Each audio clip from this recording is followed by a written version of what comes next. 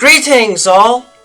Today, we will be examining the uncommon fairy-type Pokemon Swirlix, the Cotton Candy Pokémon, and its rare evolution Slurpuff, the Meringue Pokémon. Sweet as candy and sticky like it too, the members of the Swirlix family are unique creatures that can bring a little bit of candy and pastry goodness with them wherever they may roam. Swirlix have light pink colored bulbous bodies with two small feet, a pink bulbous tail, and a pair of dark pink bulbous ears situated on the top of their head. Their face is framed by a tiny dark pink nose, dark pink eyes, and a squiggly mouth with a large pink tongue that tends to hang out on a constant basis. The evolved form Slurpuff have a white body and a dark pink stripe that runs across their form, as well as a few dark pink spots on their form, their feet having divided into three toed forms with tiny white arms. Their face colors and form are the same as with Swirlix, but their head is now capped with a blob of light pink fur with hair-like bulbous protrusions hanging down on their sides, and a single large dark pink blob of hair that crowns the top of their structure.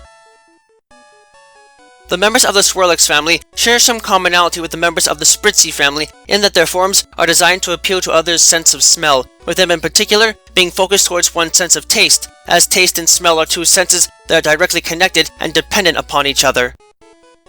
Whereas the members of the Spritzy family enjoy smelling and giving off sweet, pleasant aromas, Swirlix and Slurpuff love the tastes of sweets and will do just about anything to get their hands or mouths on something sweet. In fact, these creatures eat their own weight in sugar every single day and are known to get quite grumpy if they cannot get their fill of sugar on a given day. They are not able to directly use their special powers in battle like the members of the Spritzy family, but this is of little consequence to them as they have more than enough tactical skill in battle to pull off some impressive tricks of their own, much of which rely on using their sticky bodies for defense. Moreover, they are a bit more offensively minded than their contemporaries, learning both powerful special and physical attacks to deal with opponents in battle, something that is needed as their sweet taste makes them more likely to be targeted by predators, and thus can prove to be interesting bruisers despite their sweet-looking forms. As far as the abilities go, these creatures are normally only able to possess the Sweet Veil ability as a result of their sugary bodies providing them and their allies so much energy when consumed that it can make it nigh impossible to put them to sleep. On the other hand though, if the coating on their bodies is particularly sticky and tends to get coated with items readily, they can instead possess Unburden as a hidden ability.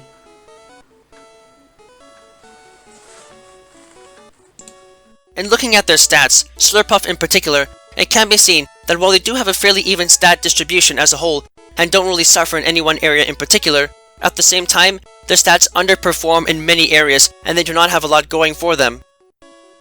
The only base stat of theirs that is above average for a fully evolved fairy-type Pokemon is their base HP stat, but at the very least this means that they can take at least a little bit of punishment in battle, though the sweet forms are still better used for more conventional functions than just battling alone. In comparison to most other fairy-type Pokemon, Swirlix are actually somewhat devious and a bit vicious, but that's not a direct reflection of their true behavior. In fact, they are surprisingly docile and don't seem to mind being around humans that much. What makes them so energetic is the fact that they only ever eat sweet things, and their metabolism allows them to directly process sugar to generate the energy they need to keep going. As a consequence, most of their food is limited to whatever discarded candy they can find that trainers drop, and a few select species of tubers that have an unnaturally sweet, sugar-laden outer skin. Because they only ever eat sweet, sugary foods, these beasts need a way to get rid of the excess sugar in their bodies to maintain their health. They accomplish this by excreting the excess sugar from their pores in combination with a binding chemical that effectively makes their fur permanently sticky and sweet, as it gives off a constant aroma of cotton candy. This is the best offensive and defensive tool that these little beasts have, as they can use their sticky fur to capture opponents and entangle them. If direct contact is a bad idea, however, they can still easily make their mark by firing their fur as a sticky thread or net at a target, though it tends to become brittle and foul-smelling if hit by a fire-type attack before it connects. Although they are usually somewhat easy to find in the wild, these creatures tend to avoid small children because their sticky fur actually tastes like cotton candy, which can be a problem when surrounded by young humans that love candy and sweets just as much as they do. Swirlix are fairly easy to train and can put up a decent fight in battle, but they are still somewhat simple-minded and should thusly be trained and directed carefully in a combat scenario. Swirlix are normally unable to actually evolve, but if they are traded while holding a Whipped Dream, a super sweet pastry treat made from a conglomeration of more than a dozen sweet flavorings and fluffy, puffy whipped and whirled cream, the love they have for this treat will be permanently embedded in their bodies, as the energy field within a trading device will react with their Fairy Force energy and fuse the soft treat with their body physically, enabling them to evolve into Slurpuff.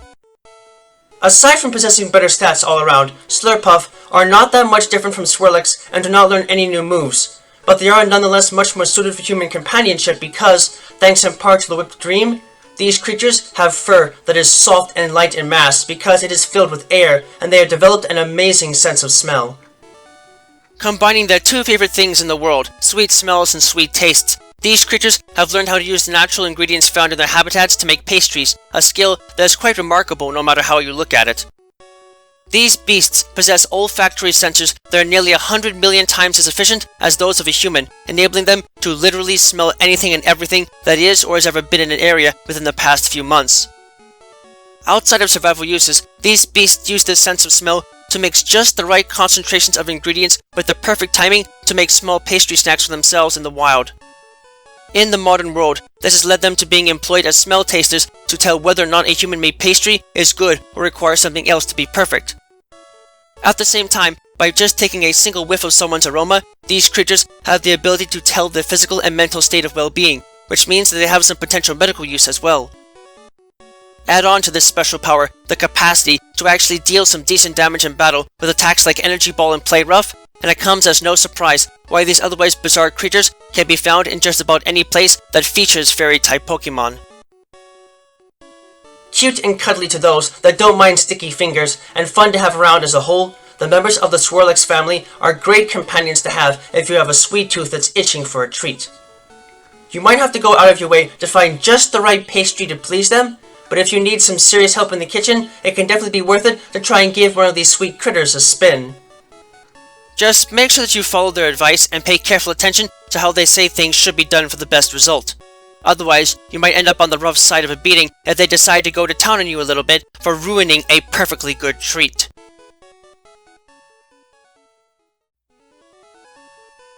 Thank you all for watching this video. It is always an honor to be able to speak with you all on the subject of Pokemon in a way that brings me great joy and happiness in my work. If you would like to keep tabs on past and future work, click that subscribe button, check out my work on DeviantArt, and don't be shy about following me on Twitter, where you can find pertinent announcements on upcoming work before it is officially posted. Links to both can be found in the video description. If you would like to support my work and help Miguel and I continue to produce more content for you and improve upon our presentation, please visit us at my Patreon page, which you can also find a link to in the video description. Yeah, no. With that, I thank you for watching and I wish you well.